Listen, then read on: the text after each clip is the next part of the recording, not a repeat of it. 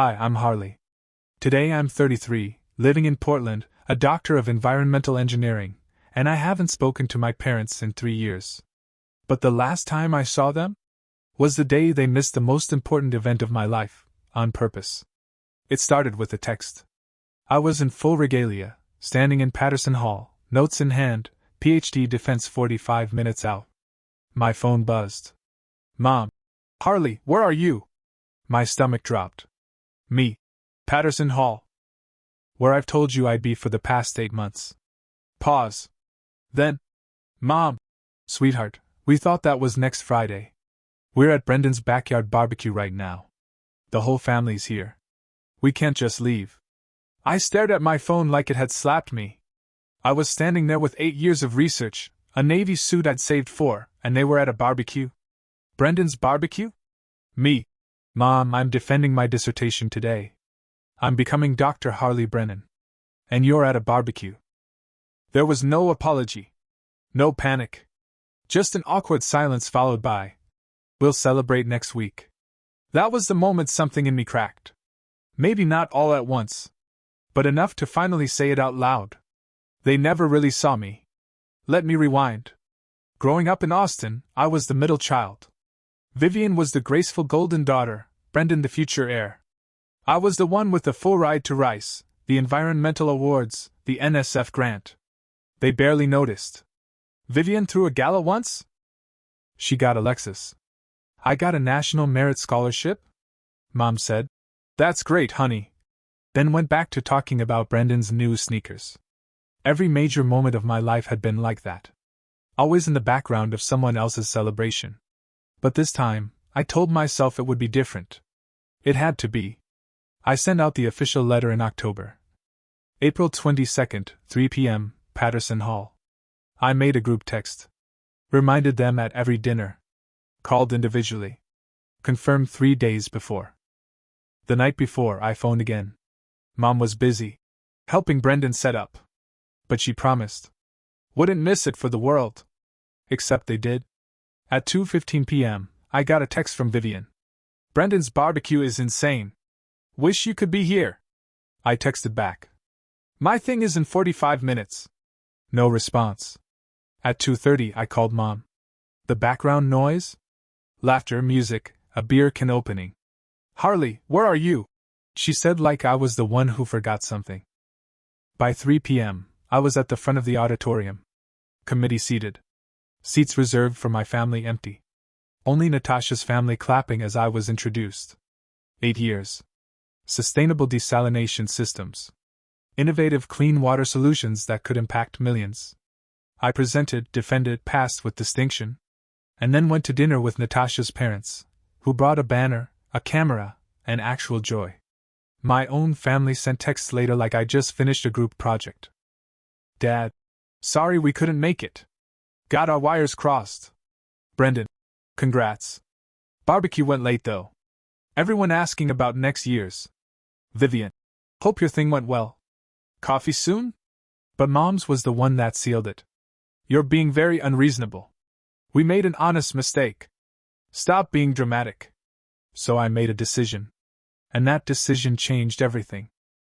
The Monday after my defense, I walked into the Travis County Courthouse, waited in line with a dozen strangers holding folded forms and dog-eared documents, and legally erased the last name Brennan from my life. I became Dr. Harley Morrison. The name of the only person in my family who had ever truly seen me, my maternal grandmother. She died 3 years prior, but she'd ask about my research every phone call, sent care packages through grad school, and once mailed me a used copy of Silent Spring with all her notes in the margins. She got it. And she got me. Changing my name wasn't dramatic. It was precise. And after that, everything moved fast. I accepted the job in Portland I'd been sitting on for weeks, a senior environmental consultant role at a firm that actually cared about water access and wasn't just greenwashing its mission statement. I never told my family where I went. I'd mentioned offers, sure, but never said which one. I packed up my entire life from Austin in 3 days. Gave away furniture, canceled my gym membership, called the movers. Natasha helped me box everything while blasting 2000s throwbacks and occasionally pausing to glare at my phone every time it buzzed with another. "Where are you?" from Mom. "You absolutely sure about this?" she asked as I sealed the final box. "I'm 30. They didn't show up to the biggest day of my life because Brendan's brisket was more important." "Yeah, I'm sure." I changed my number. Closed my email. Made a new one under Morrison.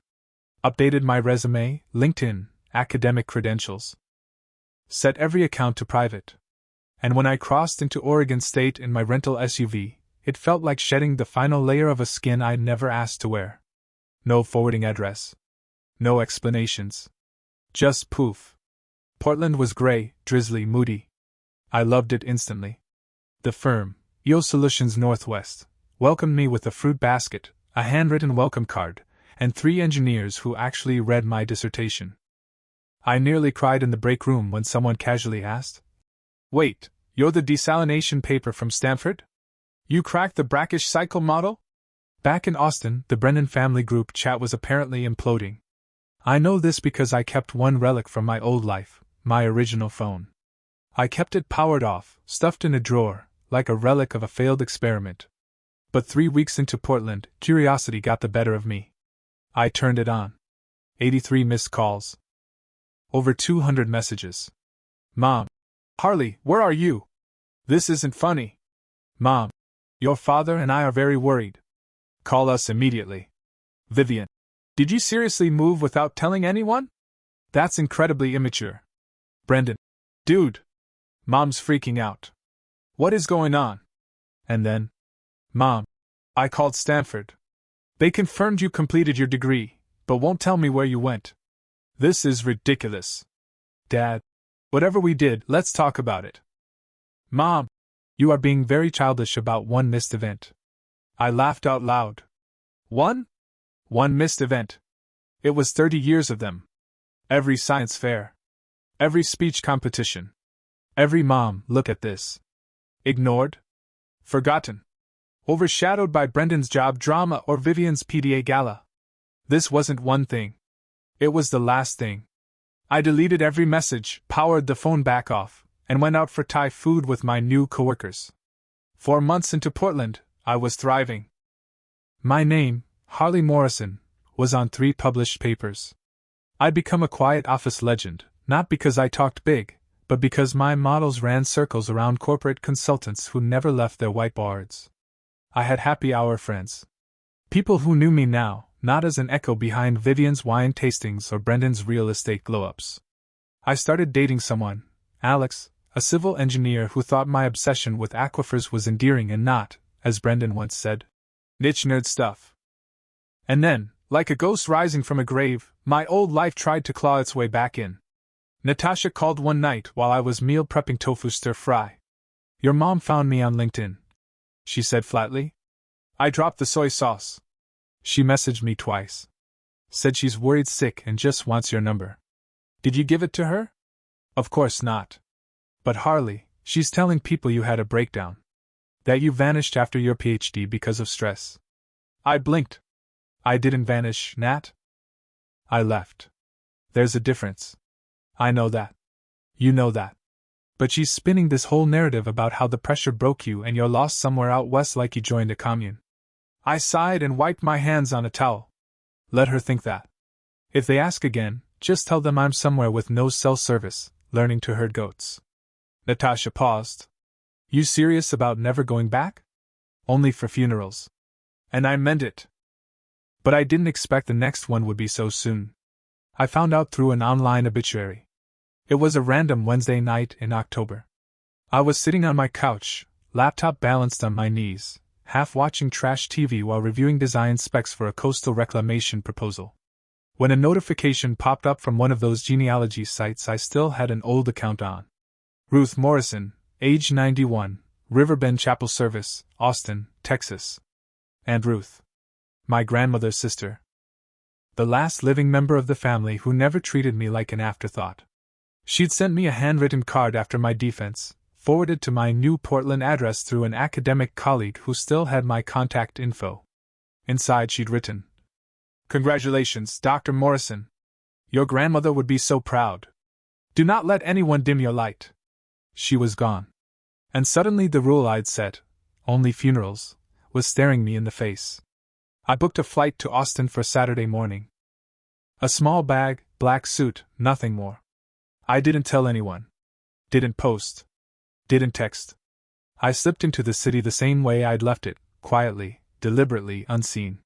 The funeral was at the same chapel where we'd buried Grandma Morrison 3 years earlier. Medium-sized room, stained glass windows, that familiar smell of old wood and lilies. I slipped into a back pew, keeping my head down.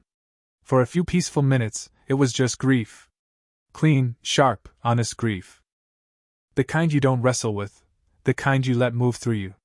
And then I heard her voice. Oh my God! Harley? Mom. Standing 2 rows behind me. Vivian beside her, perfectly blow-dried.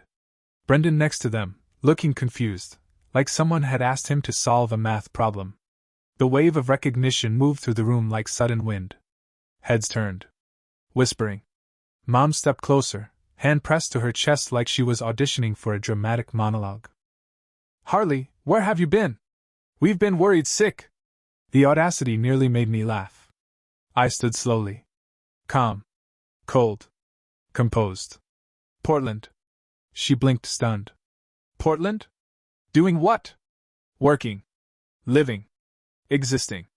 All the things you didn't notice before.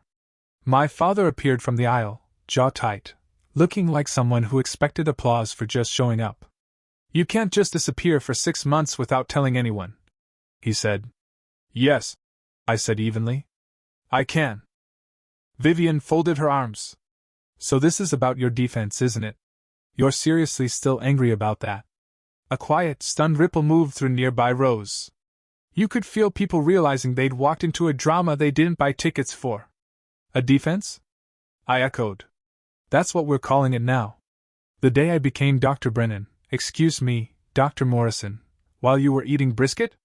Brendan looked offended on behalf of smoked meat everywhere.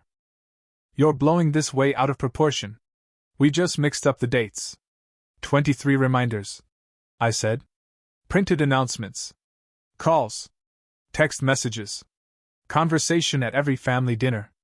And you scheduled a barbecue on purpose because your engagement celebration needed more attention. Mom's voice went brittle. We made an honest mistake. I stepped closer, eyes locked on hers. No. Forgetting milk is a mistake. Missing your child's defining achievement after 8 months of reminders is a choice. Silence. You could feel the oxygen leave the room. Harley, my father said, lowering his voice like I was embarrassing him in public. We're here now. We can move past this. I almost laughed. You're here for Aunt Ruth's funeral. Not for me. You have never shown up for me. Vivian scoffed. That's not true. Name one event. I said. 1. In 30 years. Their silence was louder than any shout. Not graduation. Not scholarship awards. Not research recognitions. Not even the night I defended technology that could deliver clean water to millions. And then I said it, the sentence that shifted everything. I'm done being invisible. I changed my name. I moved my life. I don't owe you anything anymore.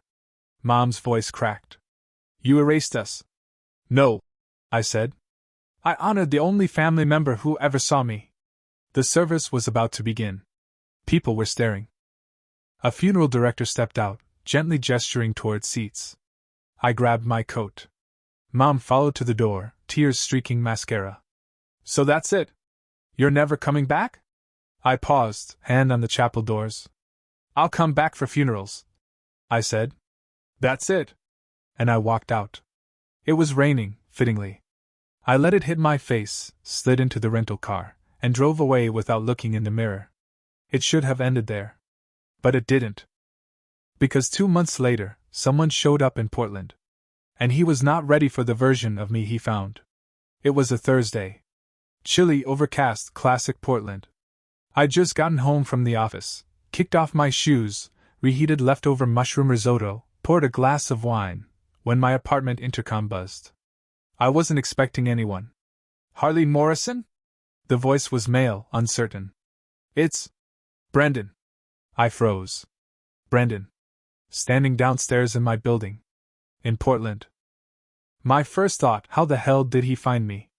My second, why is he here now? I considered not answering, letting him stand there in the drizzle like a soaked golden retriever. But curiosity won. I buzzed him in. 30 seconds later, he was standing in my doorway, holding a carry-on suitcase, soaked jeans clinging to his legs, and an expression that shifted between defensive and pathetic. Nice place, he mumbled, stepping inside. I said nothing.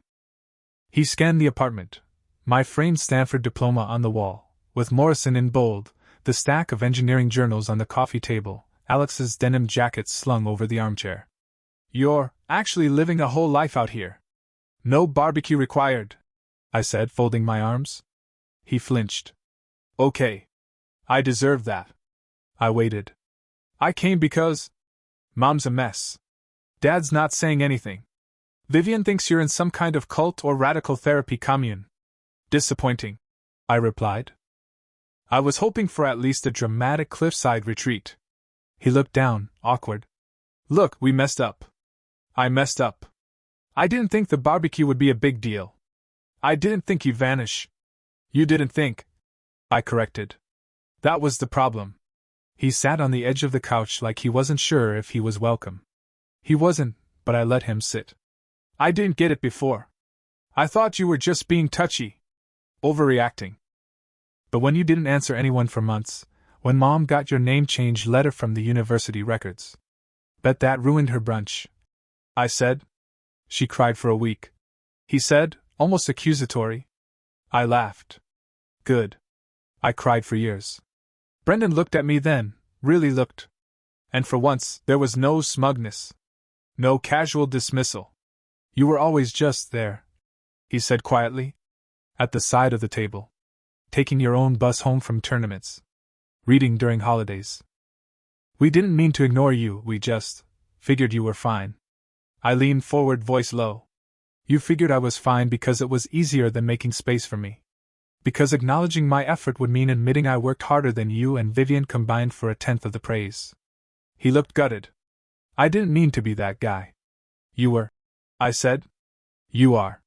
You scheduled your stupid barbecue on my defense day and then acted like I was being unreasonable. 23 reminders. You couldn't even write it down. Silence stretched between us. Then he said, you changed your name. Yes. To Grandma's. She remembered my birthday. Every year. Sent letters. Asked about my thesis.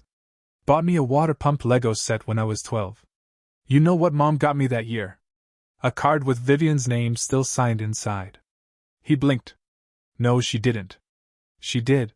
He exhaled. So you're really done with us? I didn't answer right away. I studied his face. The cracks in his golden boy armor. This wasn't about reconciliation. This was guilt finally sinking into skin. I told Mom I'd come back for funerals, I said. That still stands. But you won't come home. Not even for the holidays? This is home now. He stood.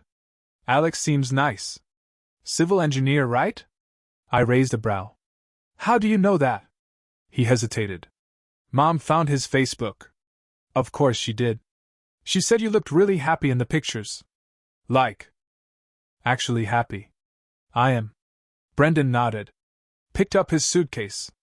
He paused at the door. For what it's worth, he said. You deserve all of it. The job. The apartment. The person who shows up. I hope I get there too. I didn't say anything. But I didn't slam the door behind him either. That night I told Alex everything. He listened without interruption, then pulled me into his arms and just said, you don't owe them a single inch of yourself. And for the first time in my life, I believed that. But the past wasn't done trying to claw its way back. Because 2 weeks later, Vivian emailed me. And her version of apology made Brendan look like a monk. Vivian's email arrived at 6:17 a.m. on a Monday. Subject line. Let's talk like adults. The body? A 900-word emotional TED talk in condescension, guilt-tripping, and the kind of pseudo-apology only a polished manipulator can craft. Harley, I've been reflecting on everything. I want to extend an olive branch, because clearly you're hurting and feel like we let you down. But you have to understand how shocking your behavior has been. Changing your name, vanishing, refusing contact, it's not just hurtful, it's alarming. You didn't just cut off a toxic friend or bad boss. You cut off your entire family. You're punishing us for one missed event. That's not proportionate. People forget things. Things overlap. That doesn't mean we don't love you. Family isn't perfect, but it's still family. And frankly, the way you're acting is deeply selfish. It's time to stop being dramatic. Let's meet halfway. I'll be in Seattle next month for a client summit. You're not far from there. Let's have coffee. Just us. You owe us that. I read it 3 times. Then closed the tab. Sat with it. Let my anger steep into something colder, sharper. I opened a reply. Vivian. You texted me about brisket during the most important 2 hours of my life. My doctoral defense. Not a brunch. Not a casual date night. A career-defining academic moment that I had prepared 8 years for. I reminded you 23 times. I sent formal invitations. I followed up personally. I scheduled around everyone's availability. You chose a barbecue. You chose silence. And now you're choosing to minimize it. This wasn't one event. It was a culmination. A lifetime of being invisible. I am no longer interested in being the family's quiet backdrop. I'm not meeting halfway. I'm not meeting at all. You said I'm acting selfish. Finally. And it feels incredible. I hit send. No response. Alex read it and said, 10 out of 10. You should win an Emmy for that final line. 3 weeks passed. Then came Dad. A simple email. Subject. I'm sorry. The body was 4 sentences long.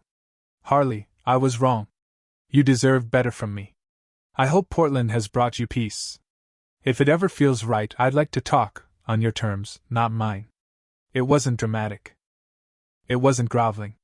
But for the first time in my life, it was honest. I sat with that one too. But instead of replying with fire, I simply wrote. Thank you. I have found peace. I meant it. By then, a full year had passed since my defense. I'd published 3 more papers. Given a keynote speech at an environmental conference. Led a multi-million-dollar coastal reclamation project. And somewhere between journal deadlines and late-night faux runs with Alex, I realized something. I wasn't just surviving my family's absence. I was thriving in it.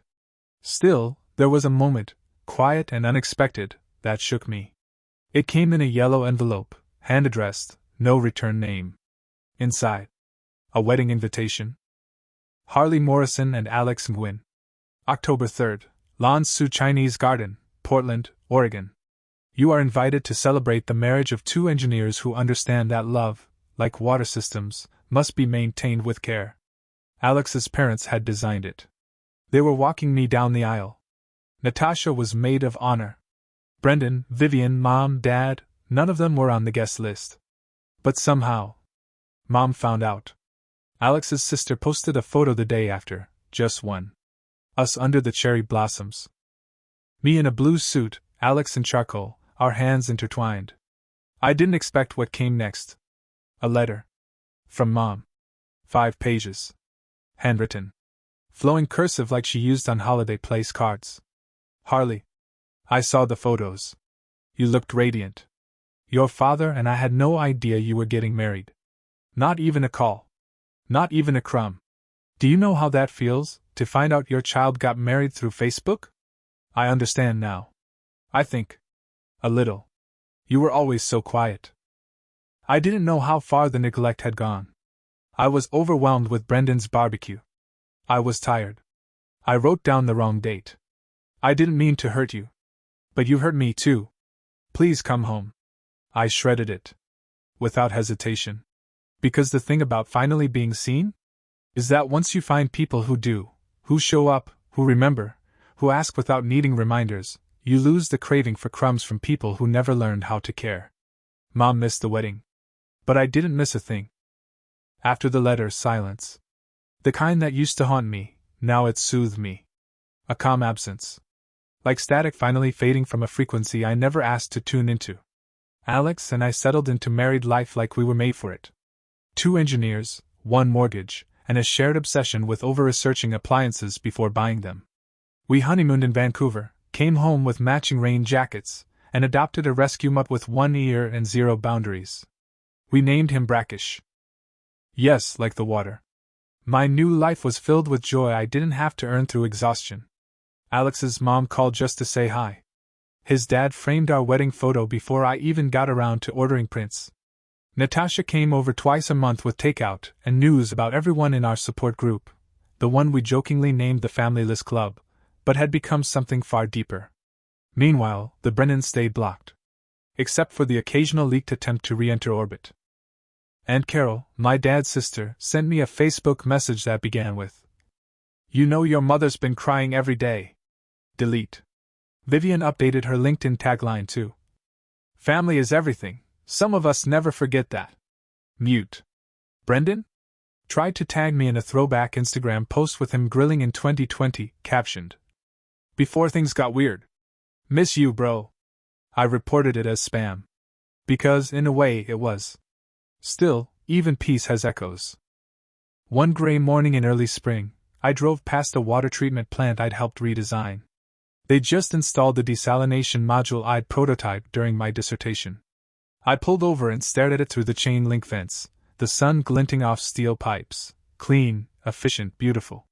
This was mine. This was the legacy my family had never cared to witness. And for a moment, it made me grieve all over again. Not for them, but for the years I spent begging to be noticed instead of building a life worth living on my own terms. Then my phone buzzed. "Alex. Got coffee. And muffins. Coming home?" I texted back. "Be there in 10. Save me the poppy seed." Because now, when someone asked where home was, I had an answer. It wasn't a house in Austin where I watched people forget me. It wasn't the living room where Vivian's kids took center stage. It wasn't the dining table where I passed the vegetables while Dad scrolled emails. It was this. A husband who saved me the best muffin. A dog who lost his mind every time I said, "Walk." A career that let me reshape communities with science. A circle of friends who showed up every damn time. And yet, like clockwork, grief came knocking again. 6 months later, Natasha called. Her voice quiet. "Harley, it's your grandfather.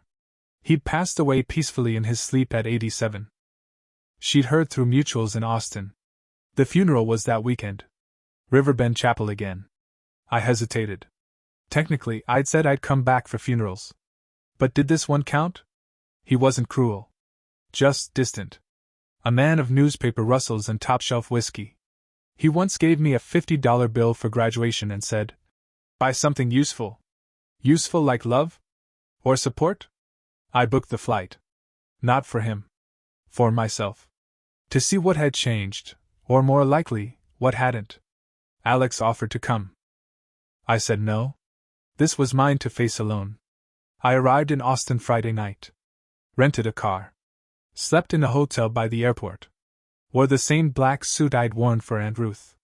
Saturday morning, I pulled up to Riverbend for the 3rd time in 3 years. There they were. My entire family. Vivian in pearl earrings, looking like grief was an accessory. Brendan in an expensive navy suit, and that same performative frown. Mom at the chapel entrance, eyes sweeping the crowd like a director trying to recast a role. She saw me. Her face cracked open, shock, then relief, then tears. She stepped forward. "Harley," she breathed. "You came." I nodded once. "It's his funeral," I said. She reached for my hand. I didn't take it. Inside the chapel, I sat in the very last row. Alone. The service was short. Polite. Forgettable. Afterward, I slipped out the side door before anyone else stood.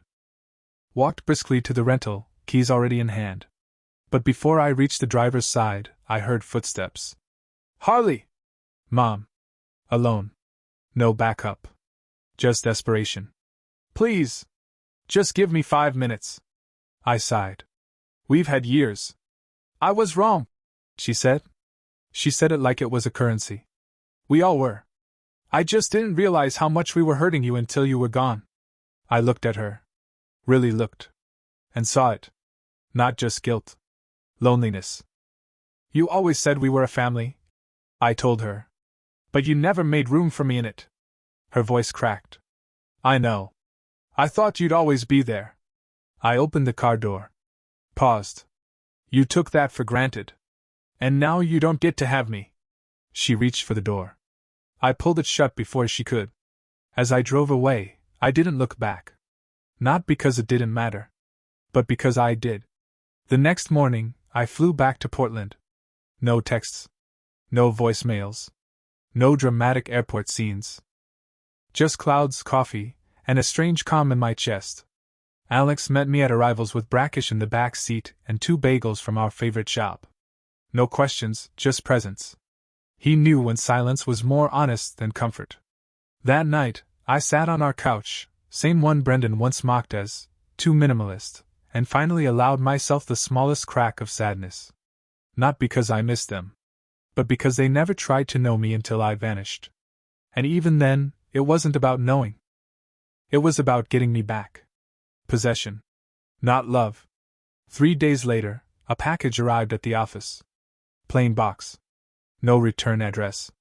Inside, a single framed photo. It was from my wedding. Printed off Facebook, poorly cropped. Someone had scribbled a note on the back. You looked beautiful. We didn't deserve to be there. But I wanted you to know I saw it.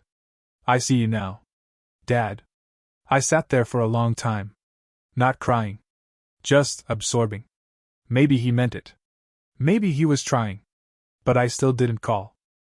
Because remorse isn't a refund. And visibility after 30 years of absence isn't a miracle, it's a repair request. Too late for weddings. Too late for defenses. Too late for the girl who stood in Patterson Hall, 5 seats empty, becoming a doctor to applause from strangers. And yet, I didn't feel bitter. I just felt done. In the best, cleanest, freest sense of the word. Done waiting. Done begging. Done explaining why I mattered. My life wasn't missing anything anymore. It's been 3 years since that last funeral. 3 years since I walked out of Riverbend Chapel, closed the door on a life that demanded my loyalty without earning it, and finally chose myself. I'm 33 now. Lead environmental systems engineer for EO Solutions Northwest. I've published 6 peer-reviewed papers. I've spoken at international conferences. I've consulted on desalination infrastructure that now provides clean water for over 50,000 residents in 2 drought-prone coastal towns. And last month, I stood in front of a group of high school girls for a Women in STEM panel. One of them asked, "Did your family always support you?" I didn't hesitate. No. But I supported myself. And I built a new family that does.